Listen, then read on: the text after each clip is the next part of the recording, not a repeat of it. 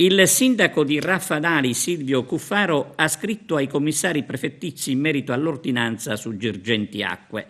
Dopo tanti giorni di rispettoso silenzio è arrivato il momento di dare ai cittadini raffadalesi le dovute informazioni riguardo l'ordinanza sindacale che disponeva a Girgenti Acque e alla gestione commissariale di trasferire al comune la gestione del servizio idrico integrato. Su tale ordinanza è stato presentato, scrive Cuffaro, ricorso dal Ministero degli Interni e dalla Prefettura di Agrigento al TAR. La decisione del Presidente del TAR Sicilia, aggiunge Cuffaro, ci dà ragione, confermando la validità dell'ordinanza sindacale. In questo momento sono quindi molto soddisfatto e restiamo in attesa della decisione del TAR in seduta collegiale fissata per il prossimo 7 novembre.